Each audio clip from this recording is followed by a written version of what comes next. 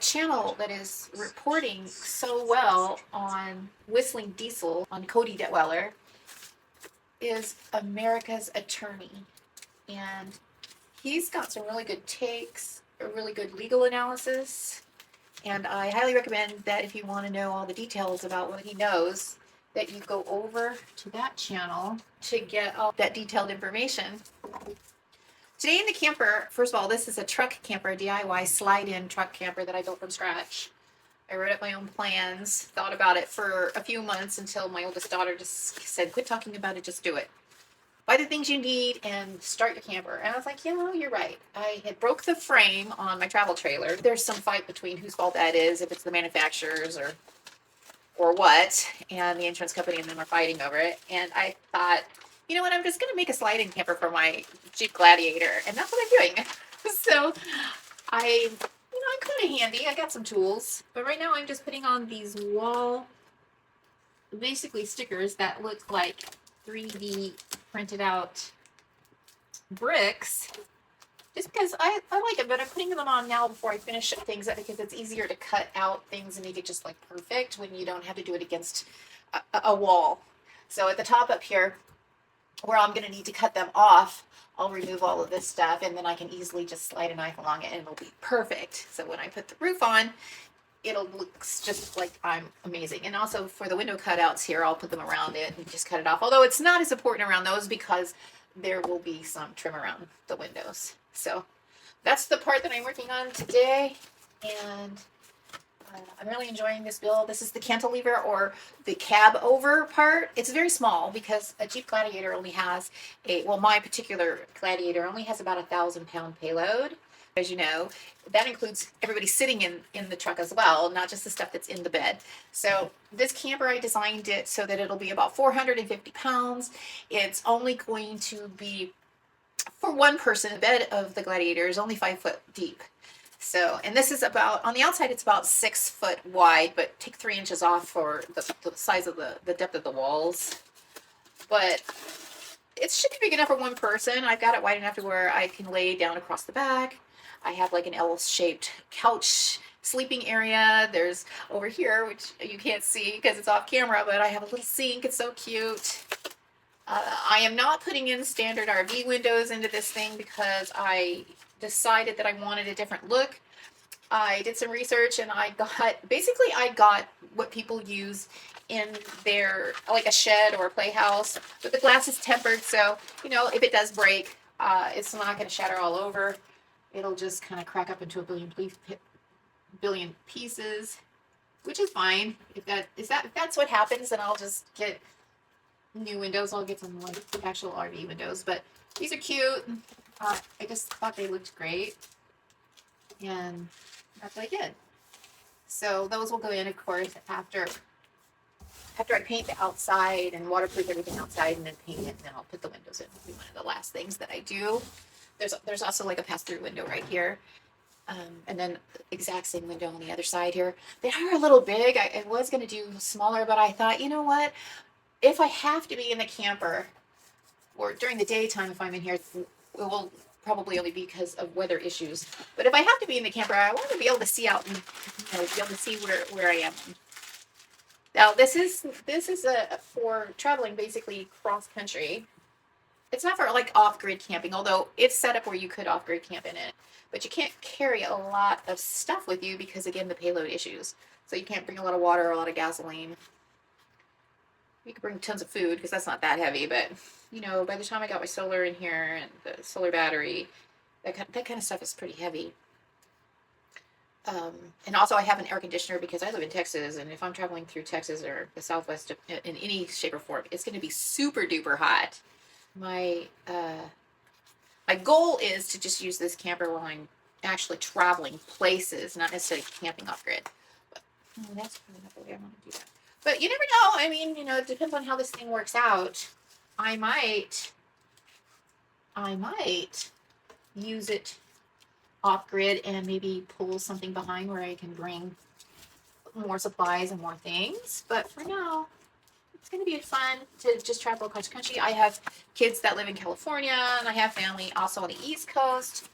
And my grandkids, and I want to see everybody. And this will give me an opportunity to bring my dogs. One of my dogs is really old; he has cancer, and I don't want to put him in. I don't want to board him. And the other one is a crazy 3-year-old miniature Australian Shepherd who, he's a total terror nightmare.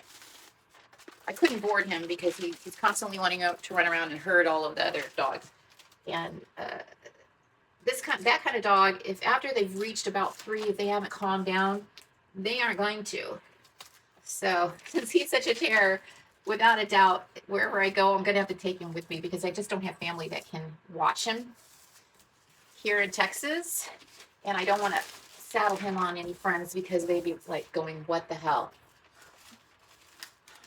So anyway, this camper is going to be about 450 pounds total when I'm done, which is a lot. I mean, this is my first full build, so it could have probably been like 100 pounds lighter. The way I built it was I built each wall separately and then I put it together. So there's a completely built entire wall, and then those complete entire walls are then attached together. So there's extra wood. I saw a lot of builders like on YouTube where they weren't doing it that way, and I thought, I don't know, it feels like it would be stronger and better, especially if I overland in this because of my Jeep. I like overlanding.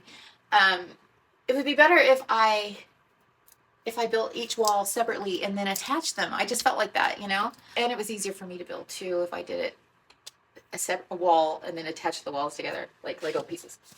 But with that said, I also am contemplating taking out the rear seat of my Jeep. It'll give me another 100 pounds because, the dogs are going to take up about 100 pounds just bringing them with me. Because I definitely want to bring my generator. I'm going to bring solar batteries with me, batteries that my solar will charge up. And like I said, they're heavy, but if I'm ever in a situation where I can't charge those up, I want to have a gas generator. I've got a Honda, one of those smaller Hondas. I'd like to be able to just use that. And in order to use that, of course, you have to bring it and bring gas. So just kind of like an emergency backup. I like to be prepared. So I don't know.